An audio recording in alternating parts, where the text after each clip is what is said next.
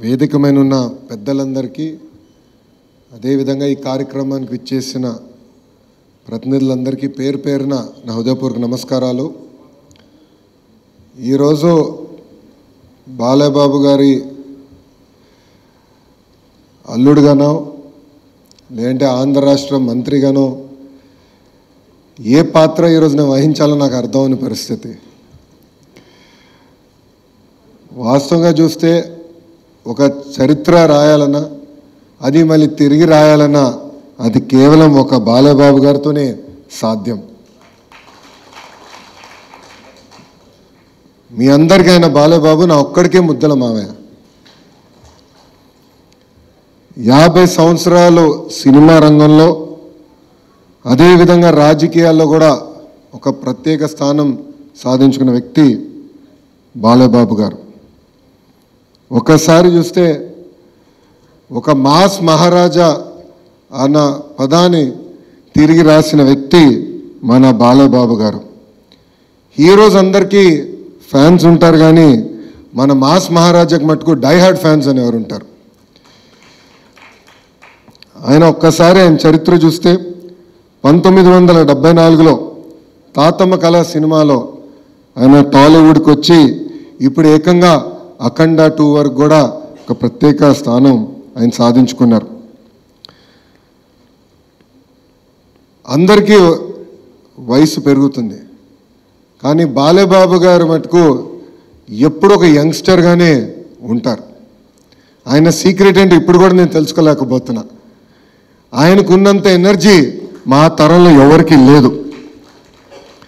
110 సినిమాలు, అంతేకాకుండా ఒక సినిమా 1000 రోజులు ఆడిందంటే అది కేవలం మన బాలయ్యబాబు గారికి ఆ బిరుదు తగ్గుతుంది.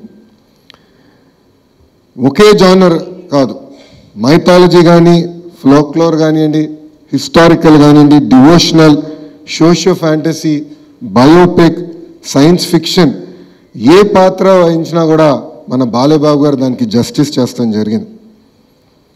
మనం ఒక్కసారి చూస్తే గౌతమిపుత్ర శాతకర్ణిలో మీసం మిలేస్తాం కానివ్వండి, లేదంటే ఒక సింహంలాగా అఖండాలో ఆయన గర్జిస్తాం కానివ్వండి, అది కేవలం ఒక బాలయ్యబాబు గారితోనే సాధ్యం.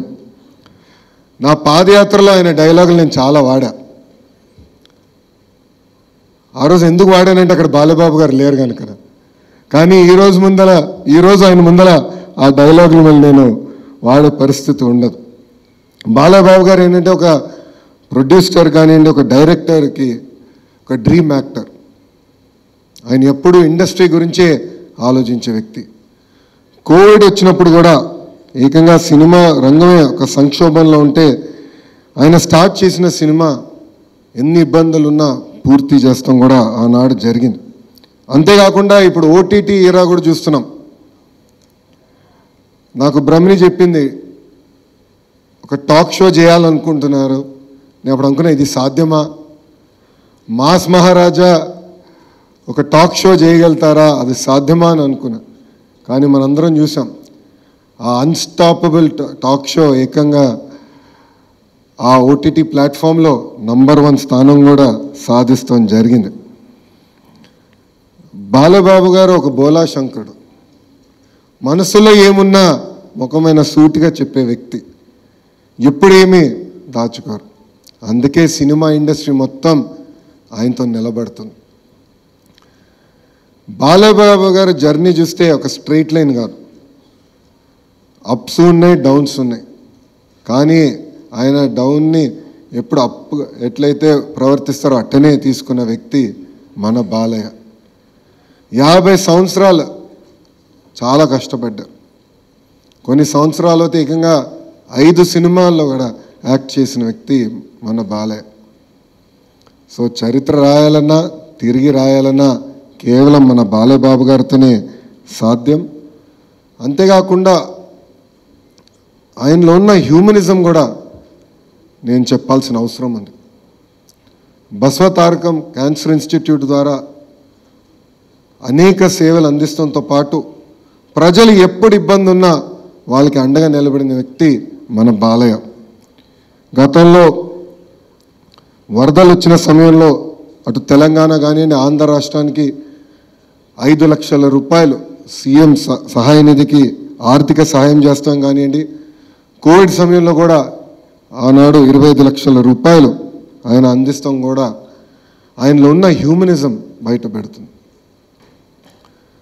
నిజంగానే ఇలాంటి వ్యక్తి సినిమా ఇండస్ట్రీలో లేరని నేను బలంగా భావిస్తున్నా. బాలయ్యబాబు అనే వ్యక్తి ట్రూలీ అన్స్టాపబుల్.